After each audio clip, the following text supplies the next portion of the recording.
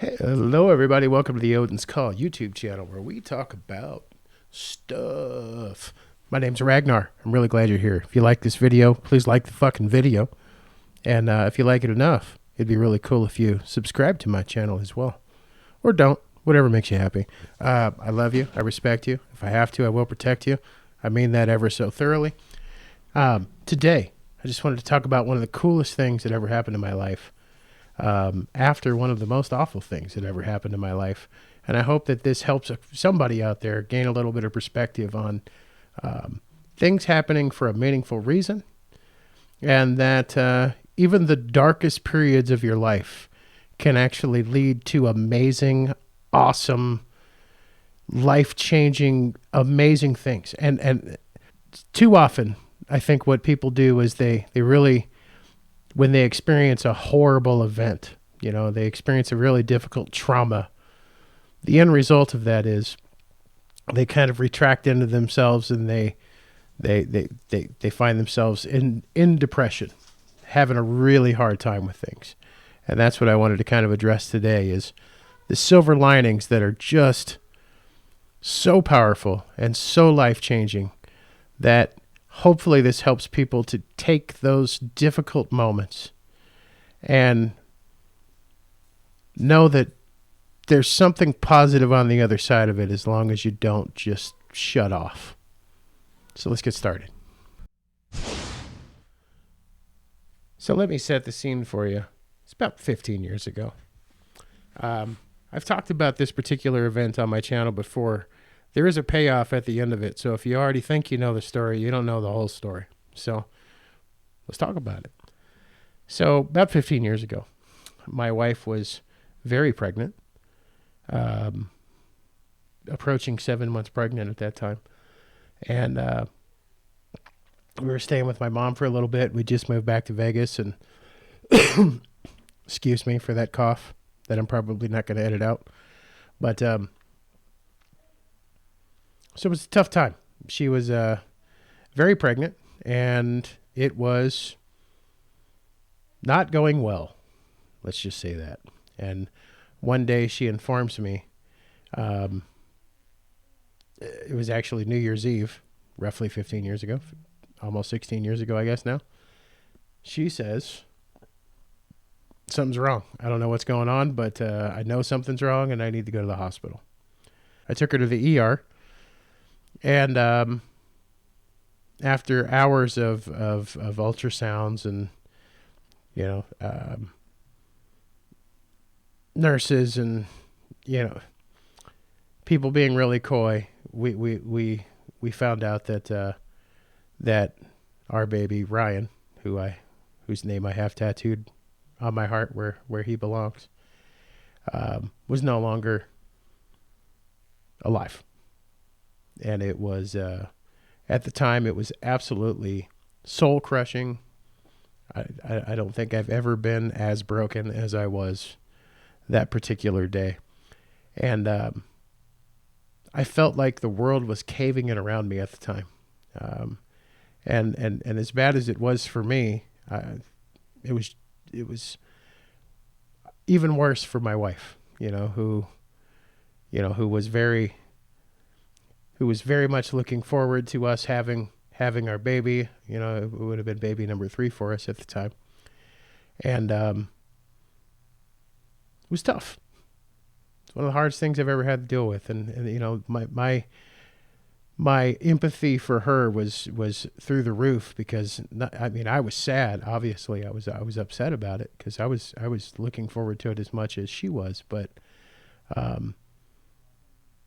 she had procedures to have done at that point, difficult, hard, mentally and emotionally difficult things to manage at the time that I didn't. I just had to experience the loss, and then, hopefully be a good husband and support her through the difficult time. And, but yeah, I was thoroughly, utterly, and completely broken. It really, really, really tore me up. So I could get into all the details of how rough all of that was at the time. And I could probably bring you to tears explaining the emotions of the moment. But suffice it to say, a few months later, she was pregnant again, and the entire pregnancy was an absolute nightmare. We got ourselves attached to a doctor, a very good doctor, one of the greatest perinatal doctors in the world, as far as I can tell, who I will call friend and hope to have on my channel to actually talk about the stories of both of my sons in their premature births. But he took really good care of her throughout her entire pregnancy, and the end result is he put her in the hospital for on bed rest. She wasn't allowed to get out of bed for almost the last month of her pregnancy, and then my son was born. My now 14, about to be 15-year-old son was born, and I remember looking at that perfect little 3-pound baby, because he was actually born at 31 weeks. He was tiny. And as I held that baby in my arms for the first time, every sense of chaotic sadness that I had as a result of that really difficult experience from just about a year before, not even a year before, in that moment, it was irrelevant, because I looked at him and I said, I wouldn't change a hair on your head. And had Ryan made it into the world the way that we thought he would, I wouldn't have you, and I wouldn't trade you for anything.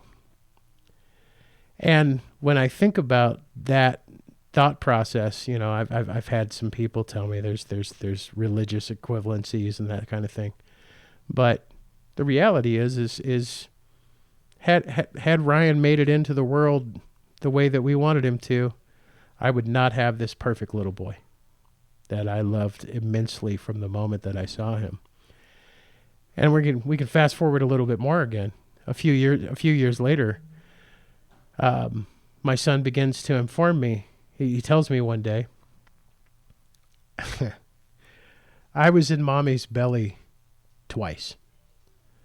And I'm like, well, what do you mean? Because he didn't know anything about Ryan. So I don't know where he was coming up with this. He was about 3.5 when he started telling us that he was in mommy's belly twice and that he remembered both times. And I said, well, no, buddy, you were in mommy's belly once. Why did you say that you were in there twice? He says, well, I was in there twice. I was in there 2 times. 2 times is what he said. I was in there 2 times. And I said, well, what happened the first time?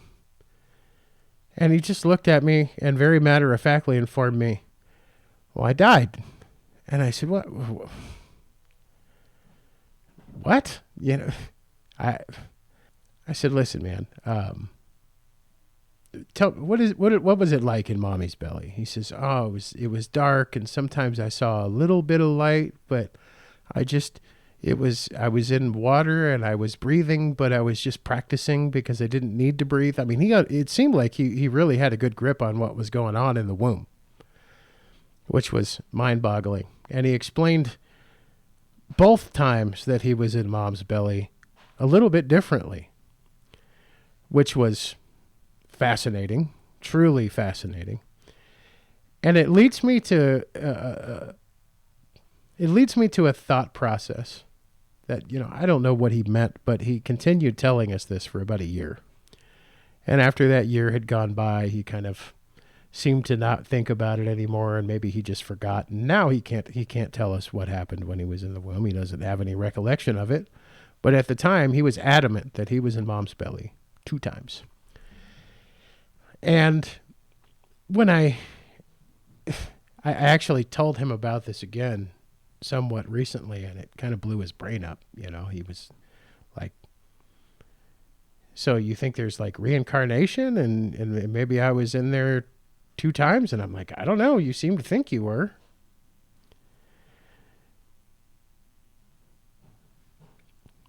I contemplate the mysteries of existence, of creation, of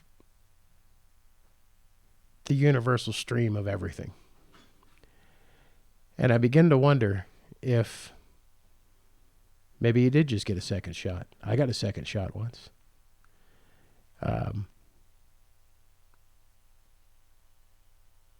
I don't think they were the same people, but I think that that closeness to the original, to what would have been Ryan, that closeness in time, and that she got pregnant again not very long after, Ryan passed away. I just wonder. I don't know. I don't know what he experienced at the time, but it further solidifies my true and meaningful belief that we're all kind of from the same thing. We're all from that universal stream. And when I contemplate the difficult reality of having lost a child, and then I pair that up with the glory, the amazing experience of looking at his little brother, who tells me that he was already in there once before. It brings a smile to my face, because, again, I would not have him as he is today had Ryan made it into the world. And I could be really, really, I could still be depressed about it. And I was for a while. Months. I was very sideways, and it was a very difficult time. But here he is. And he's perfect in my eyes. I love him more than anything in this world, and I wouldn't trade him for anything. So, I'm going to segue this now into my other son's birth, my youngest, my 10-year-old. We have 6, right? But my son, Luke, who's now 10, my wife was pregnant with him a few years later, and again, nightmare pregnancy. Apparently, when my wife gets pregnant, she grows brain tumors. So we won't be having any more kids, obviously, and probably we're too old to even be thinking about that anyway. I have a 5-year-old granddaughter, for God's sake. But so it was Christmas Day, almost 11 years ago now, when and he was due on Valentine's Day, so he was a little early, substantially early, and she had been on bed rest for I think it was 40 days or thereabouts that she had been in the hospital, and one of the doctors from Dr. Wilkes's office, Dr. Adishek, if I recall correctly, he came into the room and he said, "So how are we feeling today?" to my wife, and she said, "Well, I don't know how you're feeling, but you need to deliver this baby today. Something's wrong," right? And she'd already kind of expressed that to me a little bit earlier, and I was like, "Look, you are in the hospital. You're on bed rest. You're in the safest place you can be. You got monitors attached to you everywhere. You're being crazy. Stop it."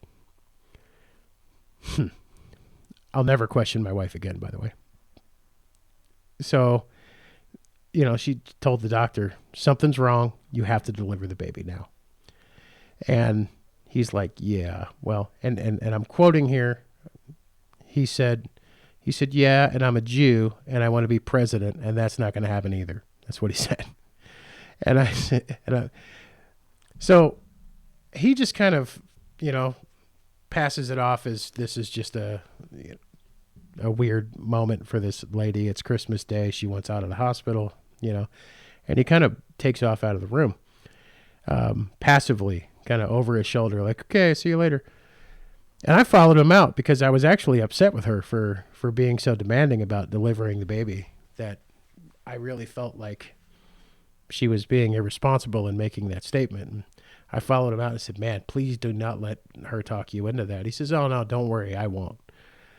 And I came back into the room, and my wife is looking at me with seething anger all over her face. And she looks me in the eye and she says, "If something happens to me or this baby, because you won't listen to me, I will never forgive you. And I went, wow, yeah. And something about the way that she said it just made me know something's up here. So I called Dr. Wilkes, which is the partner of or co-owner of or something with the doctor who just basically told her to fuck off. He wasn't mean about it. I still don't disagree with why he said what he said. It just turned out he was wrong. So I called Dr. Wilkes and I said, hey, she says that if something happens to her or the baby because I won't listen to her, she'll never forgive me.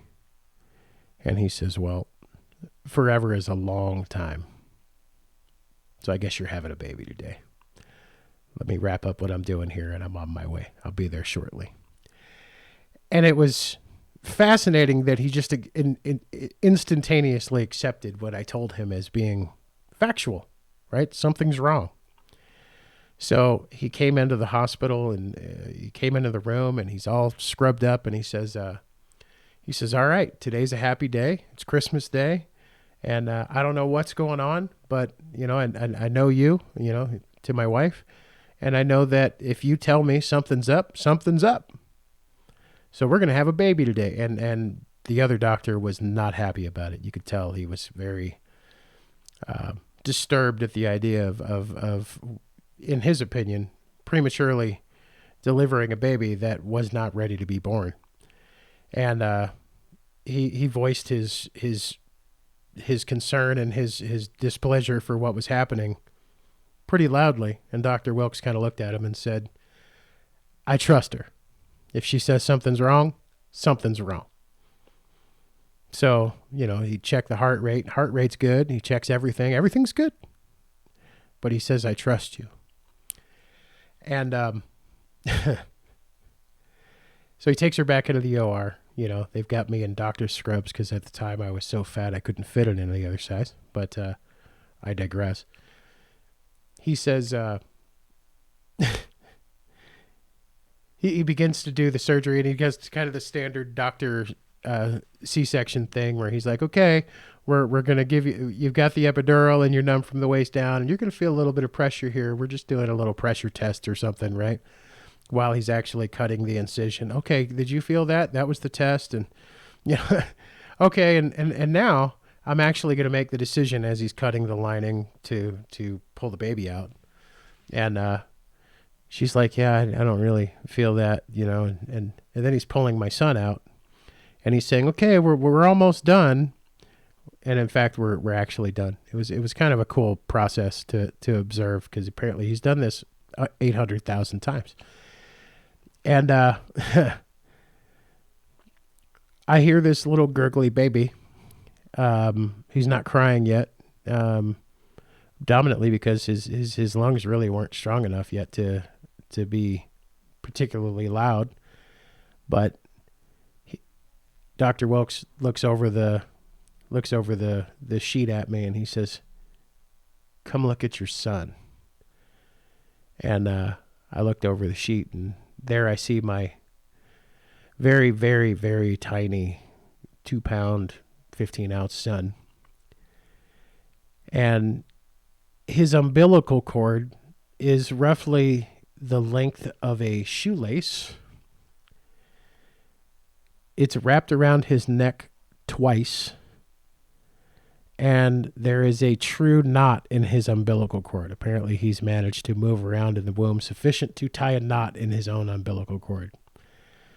And Dr. Wilkes looks at me and he says, I would have delivered a dead baby tomorrow. So listen to your wife. And all I hear from my wife, who's kind of out of it, she says, I fucking told you. I told you. And what's interesting is she went to a number of follow-up appointments with Dr. Wilkes after that, because she was having some major problems with healing, because the brain tumor that had formed that was causing her some major health problems at the time. And so her C-section incision was not healing properly. So he kind of managed all of the he was kind of managing all of her aftercare, and every time we went into his office, he was telling whoever he's also a teaching doctor. He was telling people, hey, this is the one I told you about, and this is why you listen to mom. To have the umbilical cord wrapped around your neck twice, and to have a knot in your umbilical cord that's making it so that your baby is not properly absorbing nutrients, kind of an issue, right? And apparently, his own umbilical cord, his literal connection to life was killing him. It was choking him out. And I'm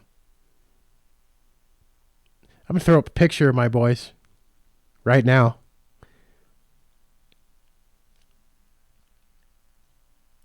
I wouldn't have either one of them had it not been for Dr. Wilkes.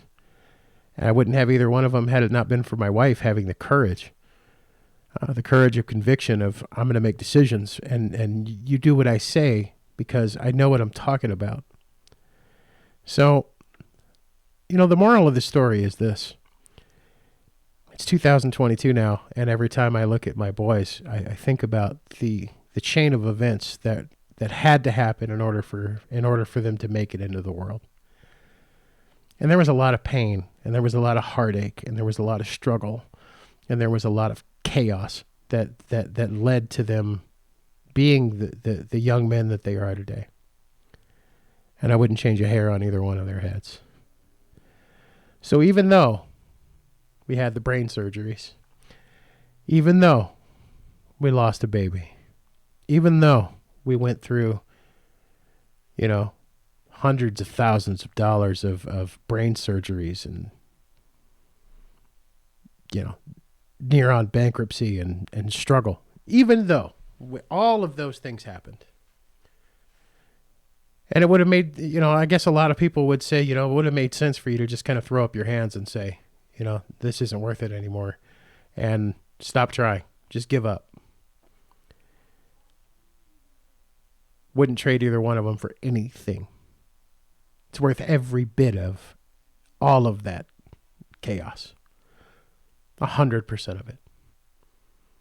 Wouldn't trade them for anything. So if you're struggling through something right now and you're really having a hard time with some difficult thing that happened, a loss, some traumatic event that's got you feeling sideways, I want you to know that there's light. There is a light at the end.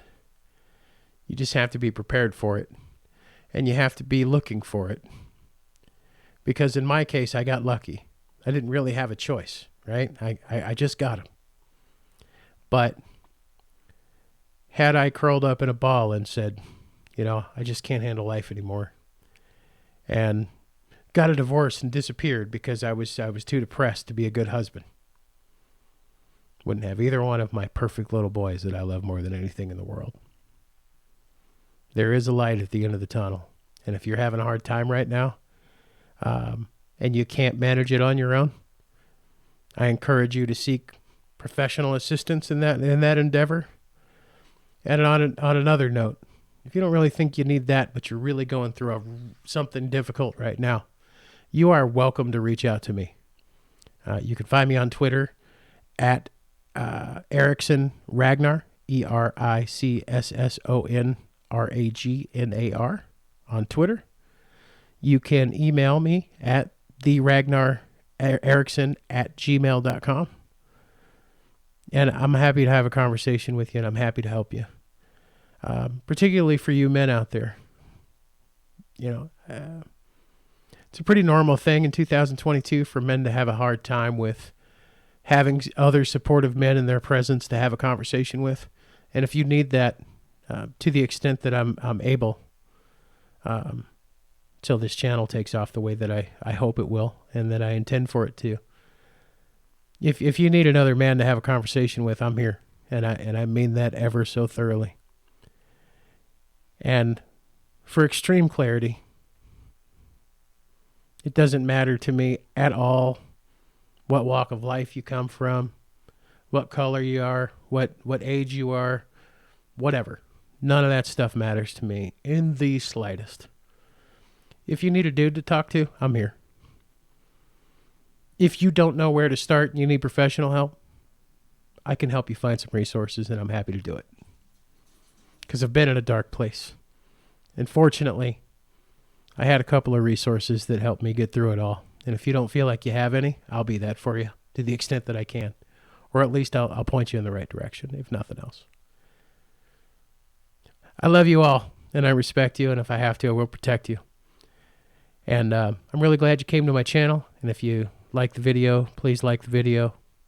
If you like content like this, or you like my slightly more, my more crazy stuff, subscribe to my channel. If you really liked it, hit the notification bell. I don't know if anybody's done that yet, but I'm really glad you came. I'm looking forward to the next one. I got a lot of stuff to talk about today, so I'll be releasing a bunch of videos over the course of the next couple of days. See you next time.